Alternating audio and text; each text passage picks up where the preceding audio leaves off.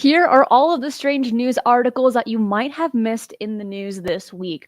We'll be covering the latest Barbell UFO sighting by a DoD official, a famous American football player relaying his UFO sighting, the results of the newest Neuralink chip, creating a supercomputer with human brain tissue, and more. It's kind of crazy this week. I'm going to share my screen and get into one of the more popular cases that has been making its rounds very specifically on Twitter, but other platforms have been covering this, and it has to do with this Barbell UFO. And this remarkable encounter, there were three witnesses, including a U.S. Department of Defense contractor, and they reported seeing a giant glowing UFO in southwestern Ontario, Canada, back on August 28th, 2013. That was a little over 10 years ago, and yet this information is just now coming forward. And the witness claimed to have captured electronic evidence of the Barbell UFO. That was the best way he could describe it, which was half the length, catch this, of a football field. Even in Canada, they like to use that measurement as well, and had a glowing, eerie kind of indigo blue around this object. And the craft allegedly flew silently over an old logging road near their hunting campsite. And here we're seeing an image because the person that did the most extensive research and investigations on this was UFO researcher Robert Powell. And we're going to get more into that in just a moment, but this is actually one of his images that he did give to the Daily Mail that came from MUFON. And so the Daily Mail ended up speaking to Robert Powell on this to get an understanding of what was going on. So right now we do not have the name of this DoD contractor. It is still under wraps. It's still classified, and it's obviously disappointing to know that, but we've seen it time and time again. Will at some point this person come forward with their name to share their story? And this is where this topic gets really difficult. Doing the research gets really difficult here, is because who do you believe? Uh, do you believe them? Are they actually a DoD contractor? Are they just kind of following a certain narrative to confuse the public? Right? These are all questions that all of us ask, including Mr. Powell as well. So much so that he did do a heavy investigation on this person, and everything, according to him, seemed to check off, which is really great to hear, because we have to use our discernment to know, is this misinformation, is this disinformation, or is this the real deal, and why come out now, right? This took place in 2013. We're in 2024, baby, and we're just getting this. Why? Is it because it's kind of trending now and it's easier to talk about? Is it because this person got the nudge to come forward, right? There are a lot of possibilities on this, and yet it is very exciting to be able to have these kinds of conversations today, where these officials and contractors are able to, in a roundabout way, come out and share their experiences, which does add, for a lot of people, a layer of credibility for others to come forward and feel inspired and courageous to also share their encounters as well. And some are suggesting that this is part of a soft disclosure process in progress. So you can either be an optimistic or a pessimistic here, but I think that the timing is interesting. So Powell personally visited the contractor's lab and worked with him on analyzing this UFO video that this man took. And the witness described the UFO as having an indigo plasma covering most of the craft, which has bone shaped or barbell shaped and extended about 170 feet long, 60 feet wide, and about 20 feet tall. That's pretty extensive. And also, this defense contractor witness attempted to film the UFO with two devices, with a Motorola cell phone and a Sony HD camera as well. But both devices behaved as if they were caught in a boot sequence, failing to stay on while the craft was nearby. How many times have we heard this? It's like the saying, if I had a dime for every time I heard X, I'd be a millionaire. Me too, when it comes to this. Those that have attempted to use their phone or a digital camera, right, to attempt and film a UFO that they're seeing, 9 out of 10, it's either crap or the footage, it's glitching, your battery dies. All of your attempts usually fail. And for this person back in 2013, he was no exception to this. And so this is what I'm saying. Pack a film camera, okay, in your pocket. They're those disposable ones, they're super cheap because back in the day, 20, 30, 40 years ago, the images that we got of UFOs using a film camera, you were able to discern the shape. Today, all we get is blobs, white blobs, blue blobs, orbs, and it's like, wow, so cool. Not really. I mean, it must have been super cool to be there and witness it yourself, but then showing the digital evidence, it's not enticing like it used to be. So, $10, all right? Put a little film disposable camera in your pocket, in your purse, in your bag, in your car. Thank me later. And so here, this guy, once again, was using a Motorola cell phone and a Sony HD camera, but it failed miserably. But either way, there was an analysis done on this by this contractor and by Robert Powell as well to see if it was the real deal. And based off of their investigations, it seemed that there was really something to this that could not be explained. And there is a bunch more information on this. I will place all the links to the articles that we cover in the description box below. But we're going to move on over to some people's favorite topic right next to UFOs, of course, and that is American football. And so, in the recent episode of the Las Vegas Raiders defensive end, Max Cosby's podcast, my God, that's a mouthful. This teammate right here that we're seeing, his name is Andre James, and he shared a rather remarkable UFO sighting that he and others witnessed during a team flight last November. So, James, who firmly believes in the existence of UFOs, recounted how pilots invited players to the cockpit where they initially heard radio chatter about strange lights in the sky. And although the players didn't see anything unusual at first, looking out the window, they didn't see anything other than clouds, they began to see what looked like some strange lights in the sky about 20 minutes after being in the cockpit. And James describes seeing this large white object that changed its size and moved in this circular pattern, accompanied by a second light that appeared below the first. The way that he described it in the podcast, which is really interesting, was that it was almost as if this light was not necessarily pulsating, but I think that's a pretty good example of going from big to small. And then another object or ball of light comes out of the first big one, and it's a bit smaller, and it's also changing in size, going from big to small. And what's interesting here is that Andre had mentioned that the sighting lasted for 20 minutes and was witnessed by everyone on board. And he claims that he even captured footage of the UFO, but that information or that video has not been made public. But this is really, really, really cool. First, we saw it with Aaron Rodgers, another football player, who came out with his UFO sighting.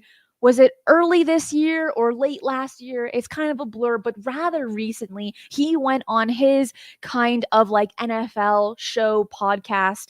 It was a TV show called Quarterbacks, and he shared his encounter back in the early 2000s. Now, this guy, another American football player, is sharing his sighting, which is number one, super duper awesome that we are hearing this more often. It is becoming more mainstream. But at the same time, it has me scratching my head and probably yours as well, thinking, okay, who else that's probably famous has had a sighting and has not come forward yet? Because it seems to be more common for those of a higher status to have UFO sightings. There have been countless celebrities, musicians, so on and so forth that have had their UFO sightings. Now, these sports players are coming forward. Politicians from around the world are coming forward as well. And we covered one of them last week being the one mayor of Argentina who had his sighting in the early 2000s when he was in Spain talking to a Tibetan monk where he witnessed several UFOs. That was a politician. I mean, today, right? It's becoming a more simple conversation. Who is going to be next? Is it going to be Biden, Trump? Is it going to be Putin? Okay, the possibilities are endless here. And this level of mainstreamness on this topic is beneficial, I think, to every single one of us. Let me ask you this. For all of my football fanatics, have you heard of this person before? Again, his name is Andre James, a part of the Las Vegas Raiders. I will not hide my ignorance here, and I was not familiar. But to be fair, I struggle following stuff like this. But when it comes to UFOs, man, I'm all ears and all eyeballs, and I have my notebook with me at all times, next to a disposable film camera. Never leave home without it. Next one.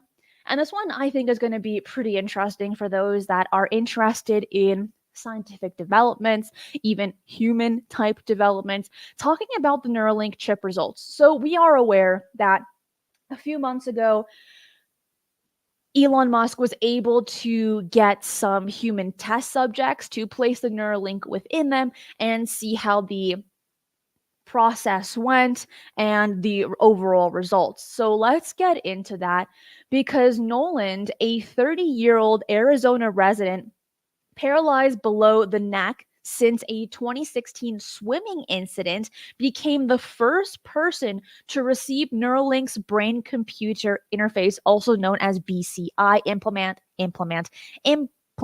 back in January of 2023. And the implant, called the N1 or the Link, consists of a circular electronic hub connected to 64 superfine threads with 1,024 electrodes, which are threaded into the brain's motor cortex. Number one, that sounds so complex to actually be able to do in someone's brain, as we know how sensitive they are, and also super duper cool. And so Nolan reported that the device has had a significant positive impact on his life, allowing him to independently control a computer cursor using attempted or imagined movements of his paralyzed limbs, browse the internet, send messages, and even play video games like chess and Civilization 6. And the implant is also used, it's like wirelessly charged via a hat with an embedded charger. So you gotta charge this bad boy. It doesn't do it naturally with all of the electricity running through your body. No, you gotta put on a special little hat that has a certain kind of plug, and it's charging up. That's kind of awesome.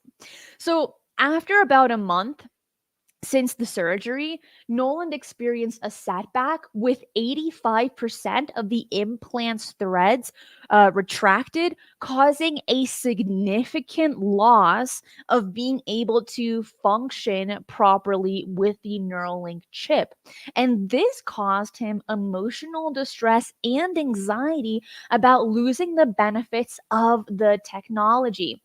And Neuralink was able to partially restore to be able to access full functions by adjusting the system's algorithm, but some workarounds like hover-based selection instead of clicking were necessary in this. So the company does plan to address the issue in future implants by placing the threads deeper in the brain. And despite this setback, Nolan remains optimistic about the technology's potential to help others with disabilities and is excited for future advancements in this field. So when it comes to any first test subject, you are always going to have setbacks.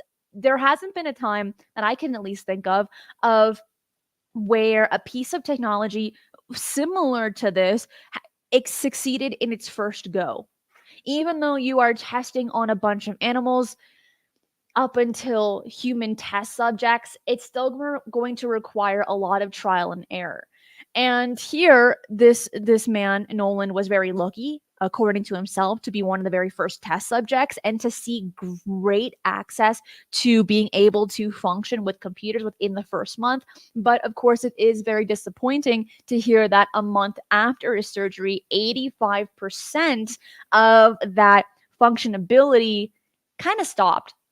If I were him, I would also be pretty depressed. Okay, I think I would be in emotional distress as well, where you had no function in your limbs since 2016, and then you had this 1 month of like, oh my gosh, I'm a superhero, back to losing almost everything again.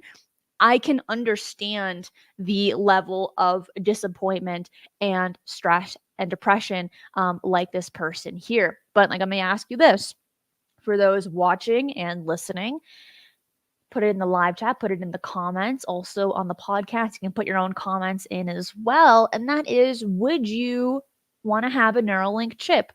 Right now, it's only for those that have very specific disabilities, but at some point, it's going to be more common for others to have this in their brains, to be integrated.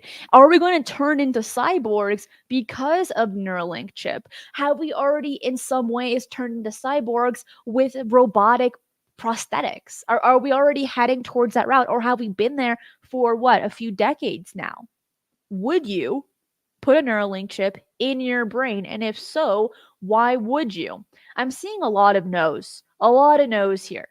No way. No. Not for me. But I think that once your friends get it, your family gets it, you might consider otherwise. Let me provide you an example of this.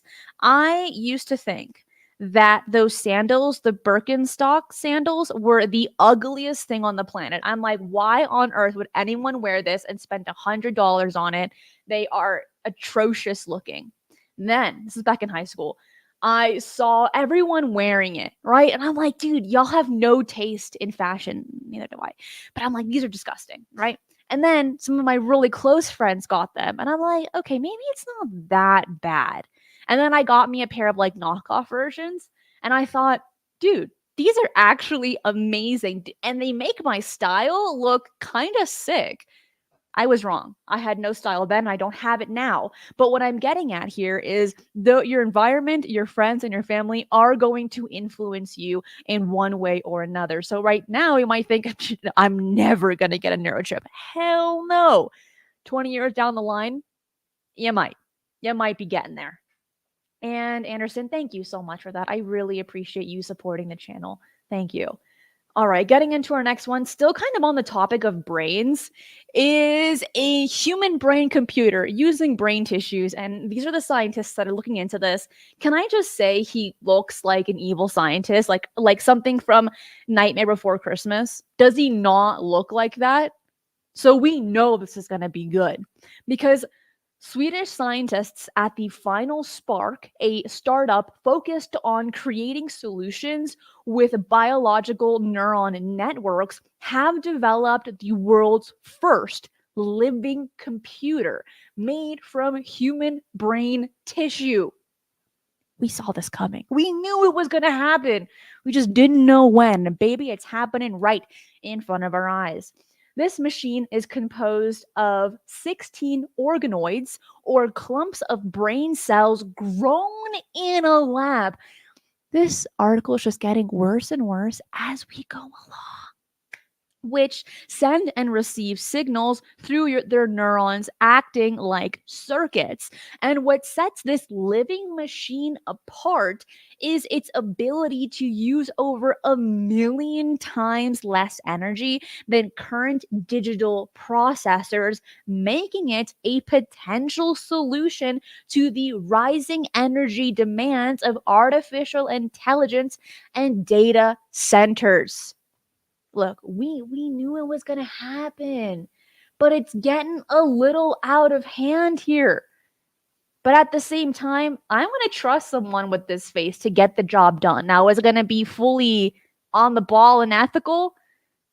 Not with this face, but I know they're going to get something done. Now, this guy, on the other hand, he's got an infectious smile. Like, I think they make a good team, right, to balance each other out. So these organoids, estimated to contain 10,000 living neurons each, are housed in a microfluid incubator that provides nutrients and a stable environment. And let me tell you, I have that image right here. It's just getting kind of freakier with as we keep going. And so they are trained using doses of dopamine as a reward for correctly performing tasks, and information is transferred via electrodes that also record the data processed by these organoids. So even though we're dealing with cells here and brain tissues, they still got to be rewarded with dopamine. They're like, yeah, this is the best thing ever. Our brains are like that all the time. Which dopamine, I mean, it gets those organoids so high. It does. Don't be telling that to your mom, though. But we do that with scrolling on our cell phones, with eating chocolate and ice creams and sugars, or doing other stuff, right? Well, these little cells right here, they also get those dopamine hits for their reward when they get the job done right. I can take that. I can. So, FindSpark has launched the Brain Computer as an online platform, enabling researchers worldwide to conduct experiments remotely on biological neurons there via the computer. And the technology has garnered significant interest from universities and investors, and Cristina Gomez, with potential applications in cloud computing and understanding the human brain to develop cures for diseases. So we're seeing a plus side here, or which always seems to be the narrative, is we are here to benefit medicine and humans. Woo! But once AI gets their hands on that bad boy, we're turning into the Terminator. All right, we're going to be living that in real time, maybe even Blade Runner. But still, for now, it's pretty cool. And the last thing to cover on this particular article is that this is the world's first biocomputing organism, and they're going to be having a conference, and it's set to take place in Vienna later this month, highlighting the growing interest in this groundbreaking field. Whoever lives there or wants to move there or wants to visit there by the end of June, live stream it for me. I'd love to see it because that sounds pretty sick. I would go. Sounds very cool. All right, next one. Talking about NASA here, because there's a new telescope coming out, and I just want to say that strange news. I mean, this is it for sure. Right? This has to be like the best strange news each week right here. So make sure to share these shows, tell your friends, because talking about this kind of stuff like brain cells and things, it's just the highlight of strange news. So like, subscribe, and share with your friends that have the same interest as you and me. Getting into our next one, talking about NASA and their new telescope, because it is developing the Habitable Worlds Observatory, also known as the HWO. I feel like they lost the opportunity to call it the who, but no, it's the HWO. And I'm like, a lost opportunity right there. But this is a large space telescope designed to directly image Earth-like planets around sun-like stars and study their atmospheres for signs of life. Between you and me, I was kind of hoping for that with the James Webb Space Telescope, the JWST, And it's brought some beautiful images. We are now aware that the universe is twice as old as we thought it was because of the JWST. But see, I was hoping here that we were going to get some techno signatures or see planets that look very similar to Earth that might have alien life on it, but we haven't gotten any of that. So instead, NASA's like, you know what, guys? Let's make yet another telescope called the who? No, just kidding. Called the HWO, the Habitable Worlds Observatory. People say, actually, this is not true, but I'm going to say it anyway. People say English is so English. English is so English. English is so easy. No, anyone that doesn't speak English, Habitable Worlds Observatory is so not easy to say. Also, there are so many weird rules with English and like a few other languages, but I ain't gonna throw anybody under the bus here. And learning English, because Spanish was my very first language, the words worm and warm have always been a toughie. Okay. And I feel like the word habitable, it takes extra brain cells to make sure I'm saying it right. So, based on the current exoplanet research, it is estimated that 1 in every 5 stars may have an Earth like planet orbiting it. So the HWO will search for chemical signatures like oxygen and methane, which could indicate the presence of life similar to that found on Earth. And it's just now being made. With the JWST, it took what, 10, 15 years to make, several $billion to create. This was going to be surprisingly a little bit cheaper. And NASA has awarded 3 proposals with 2-year fixed price contracts totaling to 17.5 million, with work scheduled to begin by late summer of this year, 2024. So looking at June, July, August, that's when we're going to start creating this telescope, which I think you might be alive to see it be fully finished. And the contracts will deliver a framework of technology to support the next phase of the HWO development, including ultra stable optical systems, integrated model infrastructure by Lockheed Martin, and technologies for telescope operations. And NASA will oversee the entire process because it is a NASA operation, and the output will enable them to plan for the development and build phase of the mission. This is cool. We're seeing a lot of developments with NASA. Now, how much of that information that they gather is made public? Well, merely based off of the UFO media briefing that we got last year, nothing. None of their information is made public, even though Bill Nelson always says we're transparent and you can bet your boots. I still want that on a t-shirt so bad. But yeah, I don't think so. I think it's also kind of sketch that when the JWST launched, we didn't receive any of its feed for what, 6 months? Sketchy. Is that going to happen with this new telescope? Probably. But you know what? I can be optimistic here. And I can think maybe this time they'll be transparent and you can bet your boots. I'd like for that to be the case. I really do.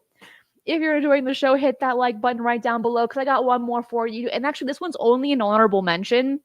It's so honorable, actually, that I'm only sharing the title with you on this one because the title tells you everything you need to know about this article. And that is, a crocodile was terrorizing this Australian town, so residents cooked and ate it. I'm just gonna leave that there.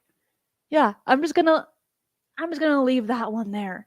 If you enjoyed the show, please subscribe if you haven't already and scan this QR code as it'll take you to all of my social media links, or you can find it right in the description box below where you can find my website and everything else. Because on my website and on medium.com, I do write articles for all of the shows that take place right here.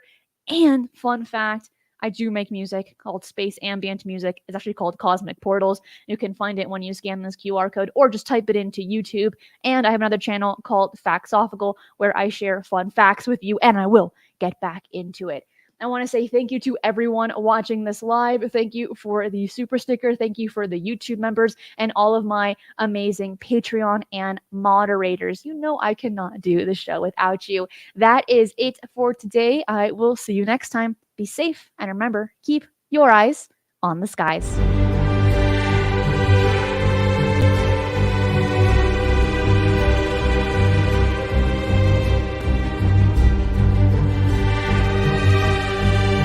If you enjoy the strange and the mysterious, UFOs, the paranormal, and cryptids, this channel is for you. So make sure to subscribe, as I do 3 videos right here every single week, and hit that notification bell so you do not miss any of the bonus content I post right here.